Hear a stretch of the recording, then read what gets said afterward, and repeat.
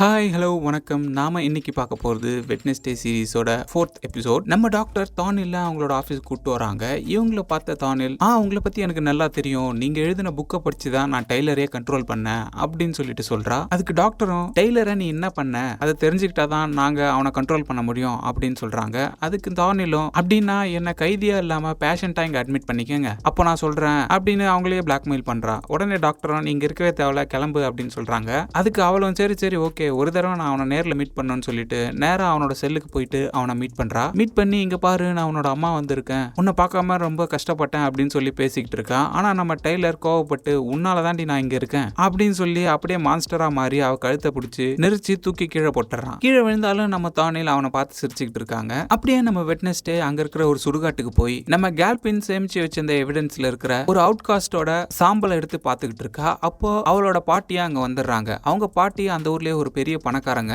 அவங்க வேலை சுடுகாட்டை வாங்குறது, டெட் பாடியை போஸ்ட்மார்ட்டம் ரெடி பண்ணி ஃபுனரலுக்கு ரெடி பண்றது, சவப்பட்டி செய்யறதுன்னு இந்த மாதிரி எல்லா பிசினஸும் பண்ணி பெரிய பணக்காரங்களா இருக்காங்க. அவங்களும் வெட்னஸ்டேவை பார்த்து என்ன பண்ணிக்கிட்டு இருக்க அப்படின்னு சொல்லிட்டு கேட்கறாங்க. அவளும் நடந்த எல்லா விஷயத்தையுமே அவங்களுக்கு சொல்றா. சொல்லிட்டு, இது எல்லாமே என்னோட கோடி புக்கு தான், நான் எப்பவோ கண்டுபிடிச்சிட்டு இருப்பேன், அம்மா தான் அதை புடிங்கி வச்சுக்கிட்டாங்க அப்படின்னு சொல்றா. சரி ஓகே, அதை விடு, இந்த சாம்பலை எடுத்து மோந்து பார்த்துட்டு நான் சொல்லி கொடுத்த மாதிரி இதை மோந்து பாரு அப்படின்னு சொல்லிட்டு அவகிட்ட கொடுக்குறாங்க. அவளும் அந்த சாம்பலை மோந்து பார்த்துட்டு, இதுல மிருகங்களோட சாம்பல் தான் இருக்கு, மனுஷனோட சாம்பலே இல்ல அப்படின்றத கண்டுபிடிச்சிடுறா. அந்த சமயத்துல அந்த ஒத்தக்கண்ண காக்கா வந்து இவளோட எவிடன்ஸ் எல்லாத்தையும் தூக்கிட்டு பறந்து போகுது. இவளும் விடாம துரத்திக்கிட்டு பின்னாடியே வர்றா. ஓடி போய் பார்த்தா அந்த ஏவியன் இவளோட எவிடன்ஸ் எடுத்துட்டு அப்படியே பைக்ல பறந்து போயிடுறான். ரிட்டன் அவங்க பாட்டிக்கிட்ட வந்து, நான் அவனை கிட்ட நெருங்கிட்டேன்னு நினைக்கிறேன், நீங்க ஒண்ணு பண்ணுங்க, இந்த சுடுகாட்டை நீங்களே விலைக்கு வாங்கி இந்த மாதிரி ஃபேக்கா அடங்க பண்ணிருக்க அவுட்காஸ்டோட லிஸ்ட் எல்லாம் எடுத்து யார் ஆத்தரைஸ் பண்ணதுன்னு பாருங்க அப்படின்னு சொல்றா. அதுக்கப்புறம் அந்த ஒத்தக்கண்ணு காக்கா எப்ப பார்த்தாலும் வெட்னஸ்டேவை ஃபாலோ பண்ணிக்கிட்டே இருக்கு. இவளும் எதுக்காக இப்படி பொய்யான சாம்பலை அடைச்சு அந்த சுடுகாட்டுல வச்சிருக்காங்க,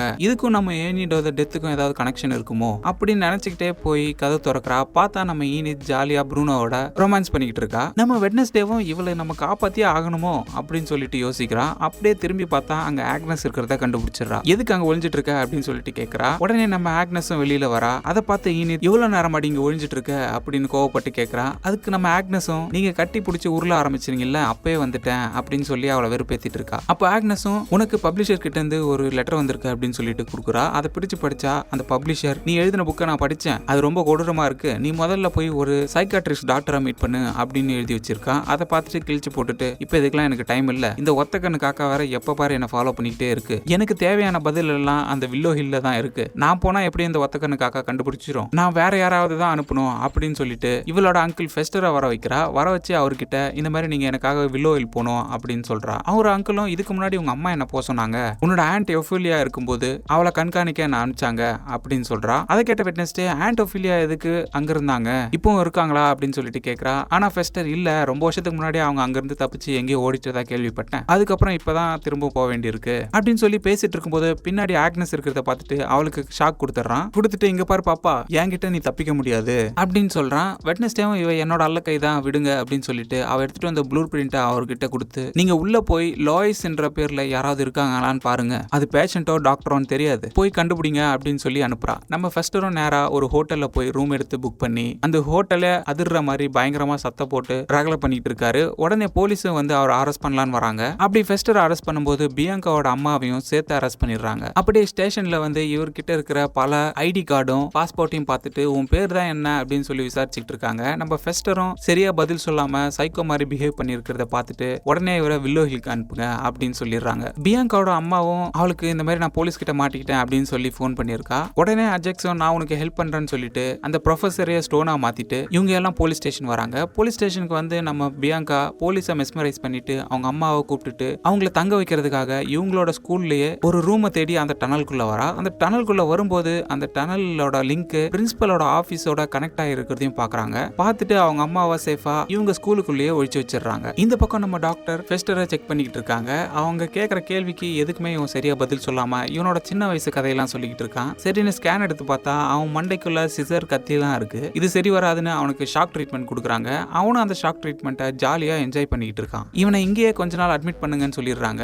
அவன் அப்படி உள்ள லோயிஸ் யாருன்னு சொல்லிட்டு தேடிக்கிட்டு இருக்கான். அப்போ அங்க சர்வ் பண்ற ஒரு லேடி பேரு லோயிஸ்ன்னு பார்த்துட்டு அவளை தனியா கூப்பிட்டு பேசுறான். ஆனா அதுக்கப்புறம் தான் தெரியுது அவளோட பேரு லூயிஸ்னு. சரி ஓகேன்னு சொல்லிட்டு அந்த லூயிஸையும் இவன் கரெக்ட் பண்ணிடுறான். இந்த பக்கம் நம்ம வெட்னஸ்டே நேரா அவங்க அம்மா கிட்ட போய் ஆன்ட் ஒஃபிலியா எதுக்கு வில்லோ ஹில் போனாங்க அப்படின்னு சொல்லிட்டு கேக்குறா. அதுக்கு அவங்க அம்மாவும் அவ ஒரு நாள் திடீர்னு ரூம்ல தனியா இருக்கும்போது ரொம்பவே கத்தி அலறனா. என்னன்னு போய் பார்த்தா அவ கண்ணுல இருந்து கருப்பு கண்ணீரா வந்திருந்தது. என்னோட அம்மாவும் அவளுக்கு ஏதோ மென்டல் பிரச்சனைன்னு நினைச்சு அவளை கண்டு போய் வில்லோ ஹில்ல விட்டாங்க. நானும் அவங்க கிட்ட சொன்னாங்க, இது மென்டல் பிரச்சனை இல்ல, இது சைக்கிக் பிரச்சனை, அங்கிருந்து கூட்டு வந்துருங்கன்னு சொன்னேன். ஆனா அவங்க அதை கேட்கவே இல்லை. அதுக்கப்புறம் அவங்க அங்கிருந்து மிஸ் ஆயிட்டதா சொன்னாங்க அப்படின்னு சொல்லிட்டு இருக்காங்க. அதுக்குள்ள அவங்களோட அம்மாவும் அங்க வந்துடுறாங்க. வந்து வெட்னஸ்டேவை கூப்பிட்டு, உனக்காக நான் அந்த சிமெட்ரியை வாங்கிட்டேன், அதை இனிமே நீயே வச்சுக்கலாம், இனிமே நம்மளோட ஃபேமிலி பிசினஸ்ல நீயே ஒரு பார்ட்னர், உங்க அம்மா மாதிரி இல்லாம நீயே உன்னோட கால்ல நிக்கலாம் அப்படின்னு சொல்றாங்க. அதுக்கு நம்ம வெட்னஸ்டேவோட அம்மாவும் வெட்னஸ்டேவை அனுப்பிச்சு வச்சுட்டு அவங்க அம்மா கிட்ட, எதுக்காக இப்போ எனக்கும் என் பொண்ணுக்கும் நடுவுல விரிசலை உண்டாக்குறீங்க, எதுக்காக இதெல்லாம் பண்ணிட்டு இருக்கீங்க அப்படின்னு கேக்குறாங்க. அதுக்கு அவங்க அம்மாவும், உங்க 2 பேருக்கு நடுவுல ஆல்ரெடி விரிசல் இருக்கு, நீயே எப்ப பாரு அவளை கண்ட்ரோல் பண்ணிக்கிட்டே இருக்க, அவளை தனியாவே செயல்பட விடு, அவளே அவளோட பிரச்சனைகளை ஹேண்டில் பண்ணிப்பா அப்படின்னு சொல்றாங்க. ஓ, எப்படி நீங்க உங்களோட பொண்ணை விட்டீங்களே அந்த மாதிரியா அப்படின்னு கேக்குறாங்க. அதுக்கு அவங்களும், ஒஃபிலியா விஷயத்துல நடந்தது ஒரு தவிர்க்க முடியாத விஷயம் அப்படின்னு சொல்றாங்க. சொல்லிட்டு, இந்த மாதிரி நீ என்ன டொனேஷன் கேட்டல்ல, நான் டொனேஷன் கொடுக்குறேன், ஆனா ஒரு கண்டிஷன், நீ வெட்னஸ்டேவோட புக்கை அவகிட்ட திரும்ப கொடுக்கணும் அப்படின்னு சொல்றாங்க. அதுல அவங்க அம்மா கடுப்பாயி, என்னோட ஃபேமிலி விஷயத்துல வேற யாரும் தலையிடுறது எனக்கு பிடிக்காது அப்படின்னு சொல்லிட்டு அந்த புக்கை தூக்கி நெருப்புல போட்டுறாங்க. இந்த பக்கம் நம்ம வெட்னஸ்டே அந்த பார்ட்டி கொடுத்த சுடுகாட்டை வச்சு அங்க நடந்த ஃபேக் டெத் எல்லாம் யார் ஆத்தரைஸ் பண்ணதுன்னு கண்டுபிடிச்சிடறா. அவரோட பேரு அகஸ்டஸ். அது யாருன்னு தேடும் போது நம்ம ஆக்னஸும், அந்த அகஸ்டஸ் வில்லோ ஹில்ல இருக்க ஒரு டாக்டர், அவரு இப்ப உடம்பு சரியில்லாம அதே ஹாஸ்பிட்டல்ல தான் பேஷண்டா இருக்காரு அப்படின்னு சொல்றா. அப்படியே நம்ம வெட்னஸ்டே நம்ம திங்க கூப்பிட்டு, நீ உடனே அந்த ஹாஸ்பிட்டலுக்கு போய் நம்ம ஃபெஸ்டர் கிட்ட அகஸ்டஸ் யாருன்னு கண்டுபிடிக்க சொல்லு அப்படின்னு சொல்றா. அப்போ நம்ம ஈனிதும் வெட்னஸ்டே அவளை கண்டுக்கவே மாட்டான்னு சொல்லிட்டு அவகிட்ட வந்து, கொஞ்ச நாளா நம்ம ரொம்ப க்ளோஸா பேசவே இல்லையே, நீ எதுலயுமே என்ன சேர்த்துக்க மாட்டேங்கிற, அந்த குட்டி பிசாஸ் கூட சுத்திட்டு இருக்க அப்படின்னு சொல்றா. உடனே வெட்னஸ்டாவும், நீ உன்னோட பாய் ஃப்ரெண்ட் ப்ரூனோவோட ரொம்ப பிஸியா இருக்கியே, அது மட்டும் இல்லாம நீ தான் இந்த வருஷம் ஜாலியா இருக்கணும், எந்த பிரச்சனையிலையும் இன்வால்வ் ஆகக்கூடாதுன்னு சொன்னல, அதனாலதான் அப்படின்னு சொல்றா. ஈனிதும், ஆமா அப்படிதான் சொன்னேன், அதுக்காக உனக்கு ஹெல்ப் பண்ண மாட்டேன்னு நான் சொல்லவே இல்லையே அப்படின்னு சொல்லி அவகிட்ட பேசிட்டே இருக்கா. அப்ப நம்ம வெட்னஸ்டே அவளை சுத்தி நிறைய காக்கா வந்து உட்காந்துட்டு இருக்கிறத பாக்குறா. பார்த்துட்டு ஈனிது உடனே நீ உள்ள போ அப்படின்னு சொல்றா. அதுக்குள்ள அந்த ஏவியன் அந்த ஸ்கூலுக்குள்ள வந்து உடனே அந்த காக்காவெல்லாம் விட்டு அட்டாக் பண்ண வைக்கிறான். அந்த காக்காவும் அந்த ஸ்கூல்ல இருக்க எல்லாரையுமே அட்டாக் பண்ணிட்டு இருக்கு. நம்ம பிரின்சிபலும் வந்து அவரோட ஃபயர் பவரை வச்சு எல்லாத்தையும் தடுத்துக்கிட்டு இருக்காரு. அப்ப அந்த ஒத்த கண்ணு காக்கா மட்டும் திங்க தூக்கிட்டு போயிடுது. உடனே பிரின்சிபலும் அதுக்கு நெருப்பு விட்டு திங்க விட வச்சிடறாரு. திங்க விடுறதுக்குள்ள நம்ம ஈனிதும் போய் பிடிச்சிடறா. அப்போ நம்ம வெட்னஸ்டேவும் அந்த ஏவியனை பார்த்துட்டு அவனை துரத்துக்கிட்டே ஓடுறா. அவன் அந்த சீக்ரெட் டனல் வழியெல்லாம் போறான். பின்னாடியே போய் பார்த்தா அவனோட ட்ரெஸ் மட்டும் கிடக்கு. அந்த ட்ரெஸ் எடுத்துக்கிட்டு அப்படியே அங்க தேடி பாக்குறா. அங்க டாக்டர் ஃபர்பன் இருக்காங்க. அவங்க கிட்ட போய், இது உங்களோடதா அப்படின்னு கேக்குறா. அதுக்கு அவங்க, இல்லையே, நான் இங்க மியூசிக் டீச்சரை பார்க்க வந்தேன், பேஷண்ட்ஸ்க்கு மியூசிக் தெரப்பி கொடுக்கறதுக்காக அவங்கள இன்வைட் பண்ணிருக்கேன் அப்படின்னு சொல்றாங்க. அப்போ அந்த மியூசிக் டீச்சரும் அங்க வராங்க. அவங்களுக்கு ரொம்பவே மூச்சு வாங்குது. அதை பார்த்துட்டு, எதுக்காக இவ்வளவு மூச்சு வாங்குறீங்க அப்படின்னு கேக்குறாங்க. இல்ல, நிறைய வேலை இருந்துச்சு அதனாலதான் அப்படின்னு சொல்றாங்க. இவளும் அப்படியே அங்க பக்கத்துல இருக்கிற பறவையை பார்த்துட்டு கம்முன்னு வெளியில வந்துடுறா. அப்படியே நம்ம திங்கும் டாக்டரோட கார்லயே ஏறி வில்லோ ஹில்லுக்கு போகுது. அப்ப இவங்க அம்மா இவகிட்ட வந்து, ஃபெஸ்டர் வில்லோ ஹில்ல இருக்கிறதா கேள்விப்பட்டேன், எதுக்காக நீ அவனை அங்க அனுப்பிச்ச அப்படின்னு சொல்லிட்டு கேக்குறாங்க. இந்த கொலைகாரனை கண்டுபிடிக்கிறதுக்காக தான் நான் அனுப்பிச்சேன் அப்படின்னு சொல்றா. அதுக்கு அவங்க அம்மாவும், ஓ, அதனாலதான் இந்த பேர்ட் அட்டாக் நடந்திருக்கு, இதை ஒழுங்கா இப்பயே நிறுத்திக்கோ, இல்லனா இது இன்னும் பெரிய பிரச்சனையா மாறும் அப்படின்னு சொல்றாங்க. ஆனா நம்ம வெட்னஸ்டே அதெல்லாம் கண்டுக்கவே மாட்டா. இந்த பக்கம் வில்லோ ஹில்ல நம்ம திங் போய் ஃபெஸ்டரை மீட் பண்ணுது. மீட் பண்ணி இந்த மாதிரி அந்த அகஸ்டஸை கண்டுபிடிங்க அப்படின்னு சொல்லுது. இவனும் போய் அந்த செக்யூரிட்டி கிட்ட அகஸ்டஸ் யாருன்னு கேட்டு அந்த செல்குள்ள போய் பாக்குறான். ஒருத்தர் நிறைய பேர்ட்ஸ் இருக்கிற இடத்துல பக்கவாதம் வந்து உட்காந்துட்டு இருக்காரு. அவர்கிட்ட இந்த லோயிஸ்னா யாரு, என்னது அப்படின்னு சொல்லிட்டு கேக்குறான். அப்ப அவர் கூட இந்த கிளி போடா மொட்டைன்னு சொல்லி கெட்ட கெட்ட வார்த்தையில அவனை திட்டிக்கிட்டே இருக்கு. உடனே இவனோட பவரை யூஸ் பண்ணி, ஒழுங்கா சொல்றியா இல்லையான்னு சொல்லிட்டு கிளி கிட்ட கேக்குறான். அப்ப அந்த கிளியும் ஒரு நம்பரை சொல்லுது. அப்படியே இந்த பக்கம் நம்ம வெட்னஸ்டேவும் ப்ரொஃபசர் டாட்டை பார்த்து, இந்த மாதிரி அகஸ்டஸ்ன்னு யாராவது இந்த ஸ்கூல்ல இருந்தாங்களா அப்படின்னு சொல்லிட்டு கேக்குறாரு. அதுக்கு அவரும், ஆமா, கொஞ்சம் வருஷத்துக்கு முன்னாடி அகஸ்டஸ் வந்து இங்கதான் வேலை செஞ்சுட்டு இருந்தாரு, ஆனா அவர் அவுட் காஸ்ட் கிடையாது, அவர் ஒரு நார்மி, அவருக்கு ஏதாவது பசங்க இருந்தாங்களா அப்படின்னு கேக்குறா. ஆமா, ஒரு குட்டி பொண்ணு இருந்தா, அவ எப்பயுமே இந்த பேர்ட்ஸ் எல்லாம் இருக்கிற ஏவியரிக்குள்ளதான் இருப்பா அப்படின்ற விஷயத்தையும் சொல்லிடுறாரு. இந்த பக்கம் நம்ம ஃபெஸ்டர் அந்த அகஸ்டஸை கூட்டிட்டு செல்லுக்கு போயிட்டு இருக்காரு. அப்போ ஒரு மெயின்டெனன்ஸ் டோர் வரும்போது அகஸ்டஸ் அந்த டோரை கையை காமிக்கிறாரு. இங்க ரூம்ல நம்ம டாக்டர் தானியில கூட்டு பேசிட்டு இருக்காங்க. உன்னால எந்த யூஸும் இல்ல, நீ திரும்ப ஜெயிலுக்கு அனுப்ப போறேன் அப்படின்னு சொல்லிட்டு இருக்காங்க. அப்போ அவளும், என்னால உனக்கு ஹெல்ப் பண்ண முடியும், இங்க நான் ஃபெஸ்டர் அடம்ஸை பார்த்தேன், வெட்னஸ்டே தான் ஏதோ விஷயத்துக்காக அவரை இங்க அனுப்பிச்சிருக்கா, வெட்னஸ்டே சம்பந்தப்பட்டிருக்கனாலே உங்களுக்கு பெரிய பிரச்சனை வரப்போகுதுன்னு அர்த்தம் அப்படின்னு சொல்றா. அதை கேட்டு நேரா இவங்க ஃபெஸ்டரை வந்து பிடிச்சிடுறாங்க. பிடிச்சு கொண்டு போய் அவர்கிட்ட கேக்குறாங்க. அவர் எதுவுமே சொல்ல மாட்டேங்கிறாரு. அப்படியே ஸ்லர்ப் இருக்கிற அதே ஜெயிலே அவரையும் கட்டி போட்டுறாங்க. வெட்னஸ்டே, ஆக்னஸ், ஈனித் 3 பேரும் சேர்ந்து வில்லோ ஹில்குள்ள எப்படி வர்றது, வந்து லோயிஸை எப்படி கண்டுபிடிக்கிறதுன்னு சொல்லி பிளான் பண்ணிக்கிட்டு இருக்காங்க. அப்போ வெட்னஸ்டேவும் ஒரு மியூசிக் தெரப்பி இருக்குன்னு சொல்லியிருக்காங்க. நம்ம மியூசிக் டீச்சர் அங்க போவாங்க, அவங்க கூட நானும் கார்ல ஒழிஞ்சிட்டு அங்க வந்துடுறேன். ஆக்னஸ், நீ அந்த செக்யூரிட்டி எல்லாம் டிஸ்ட்ராக்ட் பண்ற வேலையை பாரு, மத்த விஷயத்த நான் பாத்துக்கிறேன் அப்படின்னு சொல்றாங்க. அதுக்கு ஈனிதும் இதுல நான் எங்க இருக்கேன், என்ன என் பிளான்ல சேர்த்துக்க மாட்டேங்கிறீங்க அப்படின்னு சொல்லிட்டு கேக்குறா. அது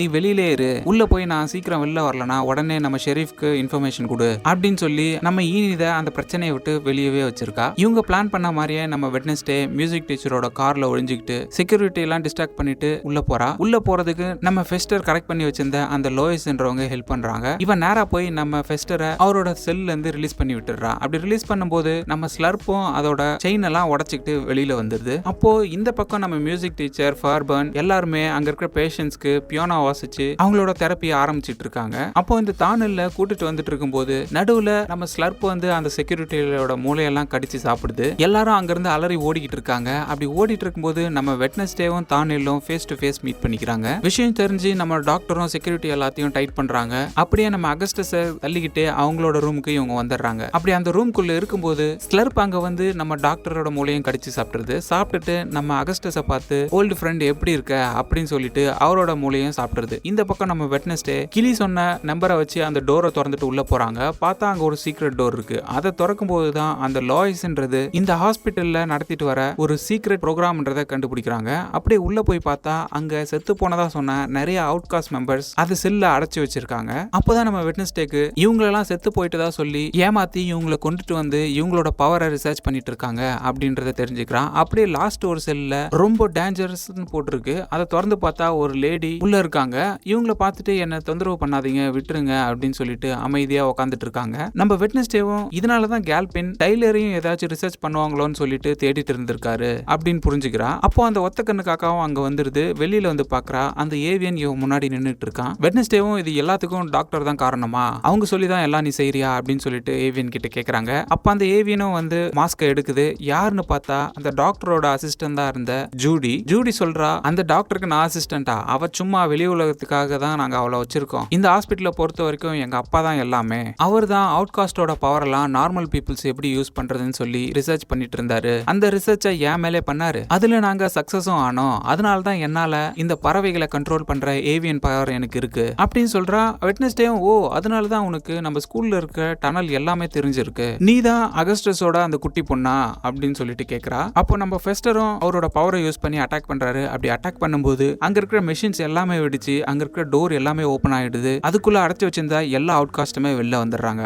வெளில நம்ம ஜூடியை அட்டாக் பண்ணிட்டு இருக்காங்க. நம்ம வெட்னஸ்டேவும் நேரா போய் அந்த லாஸ்ட் செல்ல இருந்தவங்கள வெளியில வாங்க நான் கூட்டு போறேன்னு சொல்லிட்டு அவங்கள சேஃபா வெளியில கொண்டு வந்துட்டு இருக்கா. இந்த பக்கம் நம்ம ஸ்லர்ப்பும் கண்டமேனிக்கு எல்லாரும் மூளையும் கடிச்சு சாப்பிட்டுக்கிட்டு இருக்கு. நம்ம தானிலும் நேரா சாவி எடுத்துக்கிட்டு டெய்லர் கிட்ட போய் அவனை ரிலீஸ் பண்ணிட்டு அம்மா வந்துட்டேன் உன்னை காப்பாத்திடுறேன் அப்படின்னு சொல்லிட்டு சொல்றாங்க. உடனே நம்ம டைலரும் அவ கழுத்தை பிடிச்சி நீ ஒன்னும் என் அம்மா கிடையாது, அது மட்டும் இல்லாம நான் இங்க கைதியா இருக்கிறதுக்கே முதல் காரணமே நீதான் அப்படின்னு சொல்றான். அதுக்கு அவளும் நான் தான் உன்னோட மாஸ்டர், அதனாலதான் உன்னை திறந்து விட்டேன் அப்படின்னு சொல்லி அவனை காம்ப்ரமைஸ் பண்ணிக்கிட்டு இருக்கா. உடனே அவனை கீழே விட்டு உனக்கு 10 செகண்ட் டைம் தரேன், முடிஞ்சா ஓடிரு அப்படின்னு சொல்றா. இவளும் அங்கிருந்து ஓட ட்ரை பண்றா. ஆனா அவன் முழு மான்ஸ்டரா மாறி இவளை அங்கேயே கொன்னுடுறான். நம்ம வெட்னஸ்டேவும் இந்த பக்கம் ஓடி வந்துகிட்டு இருக்கா. அப்போ டெய்லரும் வெட்னஸ்டேவை பார்த்துறான். வெட்னஸ்டேவும் இவனை பார்த்துட்டு அப்படியே அங்கேயே நின்றுட்டு இருக்கா. டெய்லரும் ஓடி இவங்க 2 பேருமே இப்ப ஃபேஸ் டு ஃபேஸ் பாத்துக்கிறாங்க. ஆனா நம்ம வெட்னஸ்டே எந்த பயமும் இல்லாம இவனை பார்த்துக்கிட்டு இருக்கா. அப்படியே அவன் இவளை தூக்கி வெளியில ஏறிறான். கீழே விழுந்த நம்ம வெட்னஸ்டே பயங்கரமா அடிபட்டு ரத்தம் வெளியில வந்துட்டு இருக்கு. நம்ம திங்கம் ஓடி என்னாச்சுன்னு பாத்துக்கிட்டு இருக்கு. அதுக்குள்ள போலீஸும் அந்த இடத்துக்கு வந்துடுறாங்க. நம்ம டெய்லரா சுட்டுக்கிட்டு இருக்காங்க. அப்போதான் நம்ம வெட்னஸ்டேவும் திங்க் பண்றா, நான் எப்பவுமே என்னோட கடைசி காலம் எப்படி இருக்கும்னு யோசிச்சிருக்கேன். இப்பதான் என்னோட கடைசி காலம் போல. அந்த மாதிரி சமயத்தெல்லாம் எனக்கு எங்க அம்மாவோட குரல் மட்டும் தான் கேட்டுக்கிட்டே இருக்கு. நீ பெரிய பிரச்சனையில தான் போய் முடிய போறன்னு சொல்லுவாங்க. அவங்க சொன்ன மாதிரி தான் நடந்திருக்கு அப்படின்னு நினைக்கிறா. அப்படியே அங்க கட் பண்ணி 4th எபிசோட் முடிஞ்சிருது. ஓகே, இதோட நம்ம அடுத்த எபிசோட்ல சந்திக்கலாம். நன்றி, பை பாய். மறக்காம சர்ப்ரைஸ் பண்ணுங்க. Thank you.